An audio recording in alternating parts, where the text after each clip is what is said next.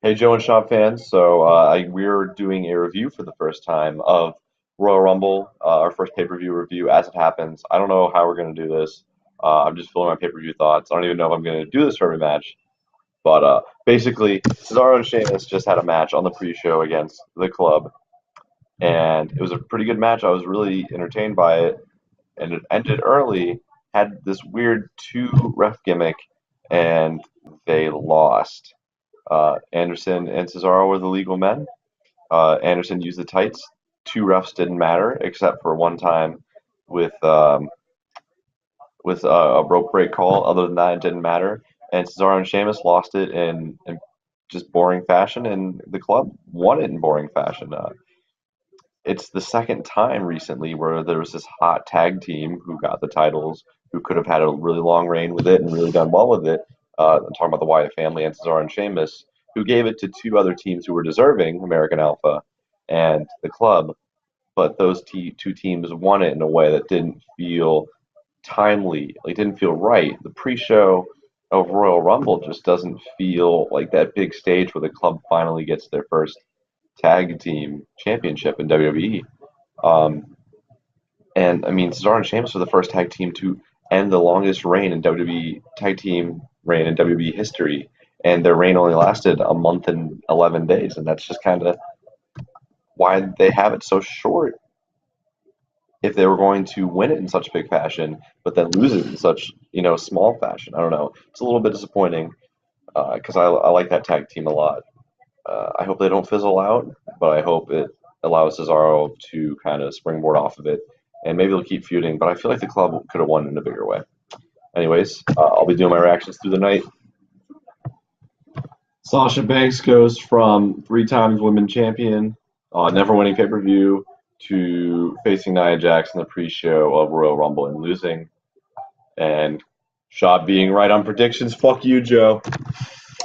All right, so the women's match just ended. Charlotte retained, but the match was actually really good. It was a great way to start the Rumble. I thought it ended a little bit too early. Bayley was looking great. Legitimately looked like she could have won the match. Uh, Charlotte had a huge moment with the moonsault, and then it got reversed. The ending looked a little bit botched with Bayley falling out of the ring, but then Charlotte did the natural selection. But I thought it was a really exciting match, and I enjoyed it more than I usually enjoy the Raw Women's Championship matches. So definitely a good way to start the show. What do you think about that? Yeah. Woo! Okay, yeah. So I did not see that coming. I mean, most of us thought Roman Reigns was going to beat Kevin Owens. I thought it was a really entertaining match. Not like super good wrestling quality, but a lot of fun spots, at least as far as the no DQ match goes. Like Owens made this huge tower of chairs. They landed on that, landed through an announce table, frog splash through a table. But then near the end of the match, Braun Strowman comes, interferes. Chris Jericho interferes in no way other than giving Kevin brass knuckles. That didn't really do much in the end. Braun Strowman ends up interfering in the match and costing the championship for Roman. And I didn't see it coming. I don't know if it's the best idea, but either way, Kevin's still champ. Uh, I don't see him walking in to WrestleMania with it still, so I have a feeling he might lose it at Fastlane. I don't know why Braun would have done something like this, but I don't know. What do you think about that, Toby? That's interesting, but it was unexpected at least. So. Yeah, sometimes the unexpected isn't always the best way to go, but I didn't hate it. The choke slam to the table, or onto the table, and then through the table from Braun both looked great. Uh, it took me for surprise, so I'll just give it that at least. All right, so Neville is the new cruiserweight champion. I think most of us saw that coming.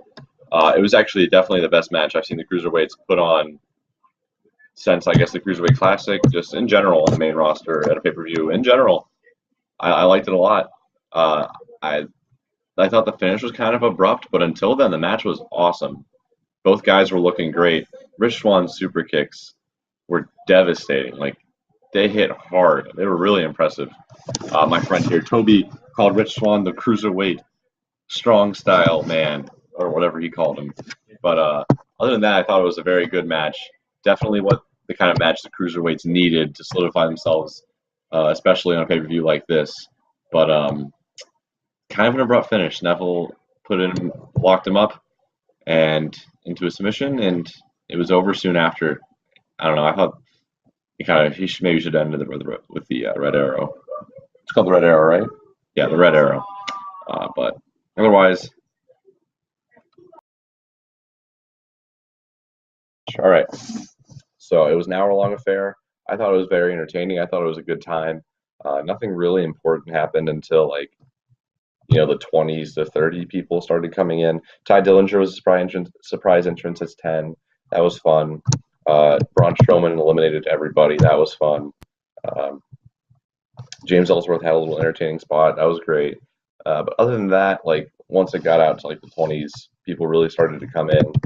Um, and number 30 ended up being Roman Reigns with, Goldberg, Undertaker, and Brock Lesnar were in the match. Obviously, we knew that, but they did not last very long at all. Probably like 5 minutes each. And the message they sent was that Goldberg was on top of the company. Goldberg was bar none Brock Lesnar. No one could beat Brock Lesnar. Well, Goldberg beats Brock Lesnar in quick fashion. Does it here too. Eliminates him very quickly. But guess what? Undertaker eliminates Goldberg very quickly. So it's like there's a hierarchy: Undertaker, Goldberg, Brock Lesnar. But guess what? Roman Reigns comes and eliminates Undertaker, everybody's favorite to win, who would hope we would win. But guess what? Nope. Roman Reigns eliminates Undertaker, and Roman Reigns ends up being eliminated by Randy Orton, who none of us saw coming. I don't know. I really enjoyed the match. I thought it was a good time, but I felt like there were so many other things that they could have done.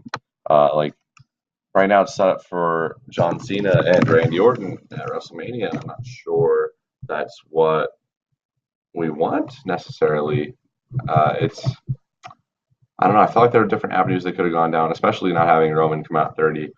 But otherwise, I thought it was a really entertaining match. Cesaro came in and swung everybody, and I thought that was great. So obviously, it was a great match. Royal Rumble 2017. So here's the deal. Shav and I are doing our things a little bit differently. He did his as the Royal Rumble was happening. He recorded stuff. So you guys will see that. I did all of mine after the Rumble. So I'm just going to splice it up. Because I was watching with the crew people, I couldn't really do that. So pre-show. Sasha Banks, Nia Jax. Nia Jax wins. I lose the predictions, as you'll find out later. I also lost the grand predictions. Then we had the Club, the new tag team champions. I mean, it happened, right? It happened. That's something. Then we had the women's tag match. I don't remember who I said was winning, but I know me and Shop said the same thing. So that was the pre-show. Oh yeah, that's cool, I guess. Then we had the starting up. We had the Raw Women's Championship match. Bayley saw Charlotte. I actually thought this match was really, really good. I thought it would have like a dumb finish, but it didn't. So I'm okay with that. I really didn't know what to expect, but I'm glad that happened because it turned out to be, I think, the right choice because you can sort of look at the match in sort of not knowing anything about the story and stuff like that before going in. You can still watch it as a good wrestling match. So overall, quick thoughts. That's pretty good. Not much. Move on. Secondly, we had the Universal title match. Now, I don't hate Roman Reigns, but after tonight, I have a different tone, but we'll get there. I don't really know what to think about this match. Honestly, though, it was a lot of fun. This match was just fun to watch. It is quite possibly the most pro wrestling match I have ever seen with the shark cage, stuff like that. But I still enjoyed it relatively. It's still a fun match, lots of weapons. Kevin Owens falling on the stack of chairs was awesome. The table, frog splash, that was cool. The ending with Braun Strowman confused me, and I'll get to why that confused me later. But overall, yeah, good match. Kevin got the title. Didn't expect that. What's he going to be doing for WrestleMania? No idea. I have a theory. We'll get to that too. So, then I believe we had... What did we have? I think we had the Cruiserweight Championship match. Yeah. Cruiserweight Championship match. Best Cruiserweight match since they brought back the division by far. This match was great.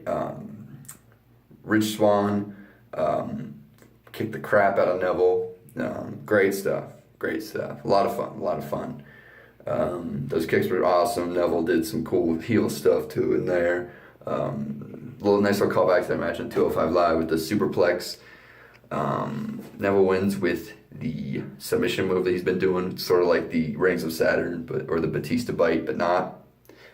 That was a good match. Neville deserves that title. I think I'll hold it. Ooh, my camera's messed up. I think I'll hold it till the WrestleMania Cruiserweight ladder match that I'm still predicting is happening. My WrestleMania 33 predictions are very wrong right now, but I think that might happen. Then we had the John Cena AJ Styles match. Now, this match was good, but one problem with it was literally a repeat from SummerSlam, like almost to a T. It was very much a repeat. The only thing that was different was that at the end, instead of Cena getting hit with phenomenal form, getting pinned, he counters it with an AA, scoops him up with another AA, which was really cool, and picks up the win. But yeah, pretty much the same match as SummerSlam. If you watch these back to back, I don't know which one will be better. I think SummerSlam might be better just because of the unexpected ending. But I don't know. Cena sort of no-sold the Styles Clash, but you could argue Styles no-sold the Avalanche AA twice now. Yeah, it was a good match though. Don't know where this puts the WWE title at WrestleMania. I'm a little worried about that, but we'll get to that too. We got a lot of stuff to get to. The Royal Rumble match, big match. There's a lot of mixed opinions about this. Two big reasons. One, let's get the elephant in the room. Roman Reigns at number 30. I have no idea why Roman Reigns is number 30. I have zero clue. Zero idea. They could have done this very easily with anybody else. But it didn't make sense to me. I'm sorry, it just didn't make sense to me. I understand that they're setting up for Roman and maybe Roman and Undertaker at WrestleMania, but then why have Braun Strowman interfere earlier? Why didn't you just have Braun Strowman come out at the end? Roman comes in, Roman eliminates Braun, right off the bat. And it's he got his revenge on Braun. There you go. He entered the Royal Rumble specifically to make sure Braun didn't win, and he got his revenge. That's fine. And then everything happened. That would make more sense to me. But here, it didn't make sense to me at all. I don't understand why he would want to enter the Royal Rumble. Maybe, you could say he took Seth's spot. I don't know. I really don't know what they could come with.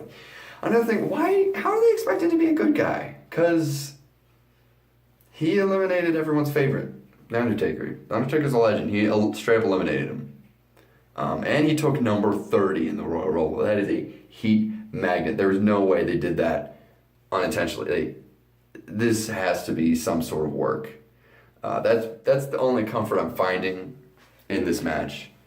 I really don't know. If they keep Roman face, I don't know what to think about this. I really don't know. Randy Orton winning, I don't have a problem with it. Because this Rumble match was so unpredictable. So many different people could win. Randy Orton winning. I'm hoping that in the Elimination Chamber, we see maybe John Cena gets eliminated by his WrestleMania opponent, whoever that may be, Samoa Joe, maybe anybody. I don't think The Undertaker, because that's Roman Reigns now. That's on that table. Then we see Bray Wyatt, Randy Orton at WrestleMania. That is best case scenario. I'm okay with that. I'm very okay with that as a world title match. I think those guys can knock it out of the park, especially when you don't really know what else to do with the world title. John Cena and Randy Orton, a lot of people are throwing that out. That's not happening. I don't think that's happening at all. Well, then again, they both won tonight, but I still don't think that's happening. We have Elimination Chamber. 6 people. It's very rare. Well, in the years where they were forced to have the Elimination Chamber, a lot of people defended their CM Punk defended his title in the 6-man match. Randy Orton defended his title in the 6-man Elimination Chamber match, but they brought it back for a reason. mainly so they could stick the title on who they wanted going into WrestleMania. That person, I think, is Bray Wyatt. I think we're going to see Bray Wyatt, Randy Orton, WrestleMania now for the world title. I'm okay with that. I'm very okay with that. Bray, that means Bray will win the title soon. That's pretty cool. Those guys have been killing it on SmackDown. Yeah, that's about it. Other than that, the Royal Rumble I thought was really, really good. The only thing they could have done better is maybe have Brock Goldberg, stuff like that, come out intermittently. But I understand why they did what they did. They eliminated like the last one. Brock got eliminated, then Goldberg got eliminated by Undertaker, and Undertaker got thrown out. I understand why they did what they did. But yeah, very weird. Ty Dillinger, number 10, that was a great idea. Jack Gallagher, really weird inclusion. Came out of nowhere. He was the only cruiserweight in the match. Worth it. He did great. Yeah, I mean, that's the Royal Rumble. People will say, "Hey Joe, you said Finn Balor was gonna come and Samoa Joe was gonna debut." I know. I still thought Samoa Joe was gonna be number 30. I really thought that because that was like a good spot for him. No idea why Roman was number 30. I'm hoping we get some sort of explanation as to why he entered the Rumble because it makes no sense. And now we got Braun too. Why? Why have Braun? Why would Roman feud with Braun and Undertaker? It makes no sense. Why? Who's gonna wrestle? Who's gonna wrestle? I don't know. Whatever. I mean, worst comes to worst. You get Cena and Orton at WrestleMania. We get Roman Reigns beating the Undertaker. Good night, everybody. Great Rumble.